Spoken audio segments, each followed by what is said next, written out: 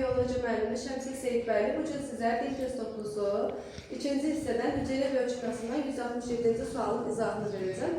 Bizə sualda nə deyilir? Cədvəldəki polinukleotiddə neçə qanun nukleotidi var? Şərtimizdə nə var? DNT molekulunun müxtəlif nukleotidləri arasında azot əsaslarının iştirakı olmadan yaranan rabitə sayı 58, iştirakı ilə yaranan rabitə sayısı 70-dir. Baxın, burada nəyə diqqət edirik? Deyir ki, müxtəlif nukleotidlər. Burada cəmləşik bunlar gördüyümüz müxtəlif nukleotidlərdir. Adenin, sitozin, timin, guanin nukleotidləri vardır.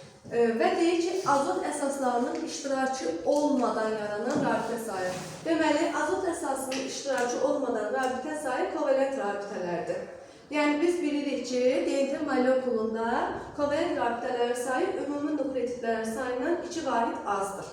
Yenə təkrar edirəm, azot əsaslarının iştirakı olmadan yaranan rabitələr kovalent rabitələrdir. Kovalent rabitələrin də sayı DNT molekulunda ümumi nukleotidlərin sayından 2 vahid az olur.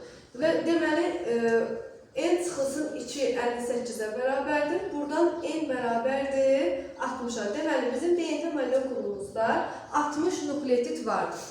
İkincidə deyir ki, azot əsaslarının iştirakı ilə yaranan rabitə sayı, azot əsasının iştirakı ilə yaranan rabitə sayı isə hidrogen rabitələrin sayıdır. Və 70-dir. Ümumi hidrogen rabitəsi isə 70-dir. Deməli, azot əsaslarının iştirakı ilə yaranan rabitə sayısı hidrogen rabitəsidir, 70-dir. Biz bilirik ki, hidrogen rabitəsi bərabərdir. Nukleotid üstə gəlməsin guanin. Bizdən də guaninin miqdarını soruşur. Hidrogen rabitəmiz 70, nukleotidimiz 60.